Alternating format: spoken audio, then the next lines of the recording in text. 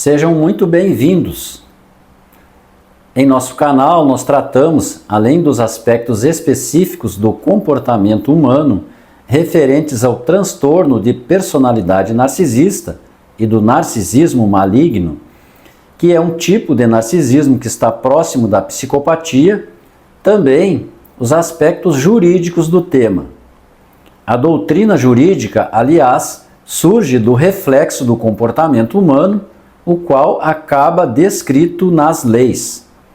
As leis são criadas e modificadas conforme a sociedade se comporta e evolui. Já falamos no nosso canal, por exemplo, sobre a relação do narcisismo com os crimes de bullying e cyberbullying, violência psicológica contra a mulher e o ilícito de assédio processual. Dessa vez abordaremos a vitimologia, que faz parte da criminologia e que foi estudada por Beccaria, Lombroso, Ferri e Garofalo, embora a palavra vitimologia tenha sido utilizada pela primeira vez após a Segunda Guerra Mundial pelo advogado israelense Benjamin Mendelssohn, ao proferir uma palestra em Bucareste. Segundo ele, a vítima pode ser completamente inocente, quando nada fez para provocar a ação delituosa, configurando o caso do sujeito que foi puramente vítima. Mas pode ter parcela de culpabilidade, quando provocou o ato por ignorância e sem intenção, causando a própria vitimização, ou pode ser tão culpada quanto o infrator, ou ainda considerada uma vítima voluntária, como é o caso, por exemplo, da eutanásia, executada a pedido do paciente. Pode ser mais culpável do que o infrator, por ter ela mesma provocado a reação se ela levou o autor do delito a cometê-lo. E pode ser a vítima exclusivamente culpável, como no caso da legítima defesa, em que o acusado que agrediu ou cometeu homicídio deve ser absolvido. Esses últimos aspectos são os que mais nos interessam, ou seja, casos, por exemplo, em que a real vítima se vê acuada ou esteja sofrendo agressões que só ela percebe, levando-a a tomar uma atitude contrária à lei. A vitimologia tem especial relevância para nosso estudo, pois narcisistas são, dentre outras coisas, essencialmente passivo-agressivos. Desenvolve ao longo da vida a capacidade de fazer constantes provocações, atuando, na maioria das vezes, de forma muito dissimulada, levando a vítima a reagir, fazendo com que fique esta, que não tem a mesma frieza, na situação de agressora. O DSM-4 trazia a descrição de um denominado transtorno de personalidade passivo-agressiva. O DSM-5 não manteve essa designação. Na CID-10, havia expressa previsão a respeito da agressividade passiva, com o código F60.9, sob o título Outros transtornos específicos de personalidade. A CID-11, em vigor atualmente, não faz referência.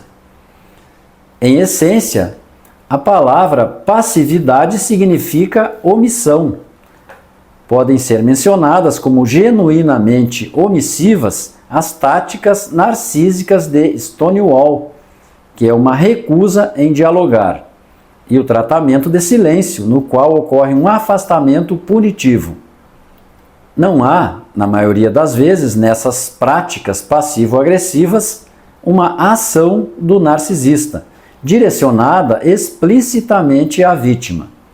Quando existe ação, ela sempre é direcionada a outra situação, outra pessoa ou objeto, a uma triangulação. Pelos detalhes da comunicação, a vítima é levada a entender que o assunto é a respeito dela. Para todos os efeitos, ela é quem associou os fatos e chegou a essa conclusão. Caso a vítima já tenha mente associativa, isso facilita o trabalho do narcisista. Quando ele ou algum dos seus ajudantes estiver presente, ela estará sempre em estado de defesa, sabendo que algo desagradável acontecerá. Ficará sujeita a adoecimento com a produção frequente de cortisol, hormônio do estresse. Pode o verdadeiro agressor, utilizando-se de ardis, se fazer passar por vítima, por meio de um procedimento de iscagem ou provocação, ou darvo, que consiste em atacar duramente sempre que há uma queixa, para inverter os papéis e intimidar. Há outras táticas, como o uso de comunicação indireta, ofensiva e continuada, principalmente no caso dos narcisistas do tipo encoberto. Inúmeras microagressões do autor podem ser muito mais graves do que uma severa retorção da vítima. O problema é a visibilidade de cada uma. As atitudes pérfidas do narcisista geralmente ficam ofuscadas, à sombra de um evento maior, só aparentemente desproporcional. Tudo leva a uma outra tática maliciosa, que é a inversão da culpa. De maneira geral, temos a ideia de que, num processo judicial, a pessoa que é considerada vítima é somente sujeito passivo de um ato ilícito. Mas nem sempre a aparente passividade se traduz em total inércia por parte dela. Ela, na verdade, interage com o autor do delito, se apresentando como parte essencial para a construção típica. Essa interação, ao contrário do que se apresenta aos olhos da vizinhança, pode ter partido sempre de iniciativas daquele que agora se apresenta como vítima, uma falsa vítima, e ser muito mais antiga, profunda e dissimulada do que se imagina. Construção típica se refere à tipicidade, que é termo técnico do direito penal e que designa o fiel enquadramento da ação ilícita em um artigo de lei. Um narcisista pode levar o outro a agredi-lo ou até mesmo automutilar-se para depois tirar proveito disso.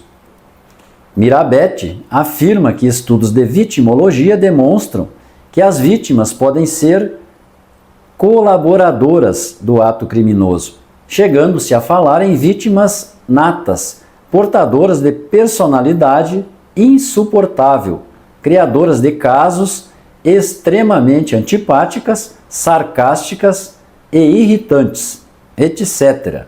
Assim é que maridos excessivamente rigorosos e mulheres megeras são vítimas potenciais de cônjuges e filhos. Dessa forma, podemos atribuir à contribuição da vítima um determinado grau de culpabilidade para a ocorrência do resultado, embora seja ela, no final das contas, o sujeito que vai aparecer como tendo sido alvo da ação ou da omissão descrita na lei.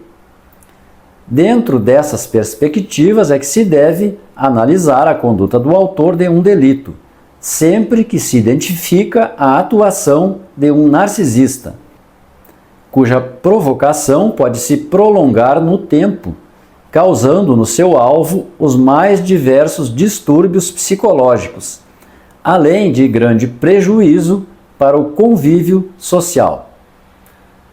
Muitas vezes, aquilo que poderia ser considerado como motivo fútil, o que seria uma qualificadora do homicídio, segundo o Código Penal Brasileiro, artigo 121, parágrafo 2º, inciso 2º, se bem investigado, traria à tona a atuação perversa de um abusador, cuja ação vinha se prolongando no tempo, corroendo de forma insidiosa a sanidade do abusado. O Código Penal Brasileiro traz diversos dispositivos nos quais foram considerados os aspectos referentes à vitimologia. São exemplos: o artigo 59, onde está prevista a aferição do comportamento da vítima para que seja efetuado o cálculo da pena. A segunda parte do artigo 121, parágrafo 1º, que prevê diminuição de pena quando o autor comete o crime de homicídio sob o domínio de violenta emoção, logo em seguida a injusta provocação da vítima.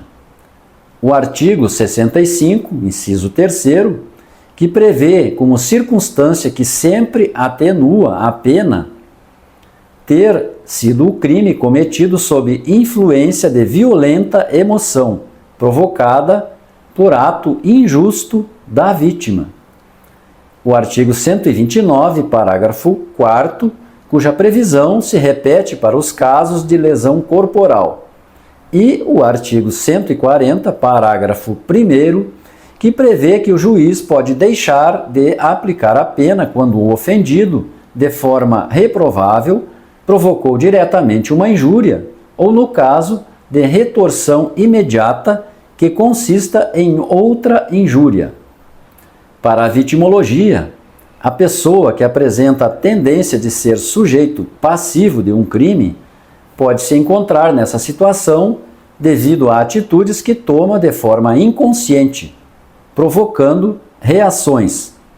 Mas também pode ocorrer que esse sujeito passivo tenha provocado conscientemente a atuação do agressor. Devemos estar atentos por ocasião da apuração de eventos envolvendo narcisistas perversos, malignos. Verifica-se que a vitimologia é uma disciplina que tem relevância quando tratamos sobre narcisismo, trazendo à tona situações em que a suposta vítima é a verdadeira culpada, não só por uma atitude que tenha provocado, mas por uma série de práticas, as quais apresentam uma tendência de ficarem ocultas. São aplicáveis os conceitos de agressividade passiva, escagem ou provocação, darvo, microagressões continuadas e a inversão da culpa, podendo chegar-se ao extremo de ocorrer automutilação, com produção intencional de ferimentos, para depois acusar um inocente. Muito grato pela atenção.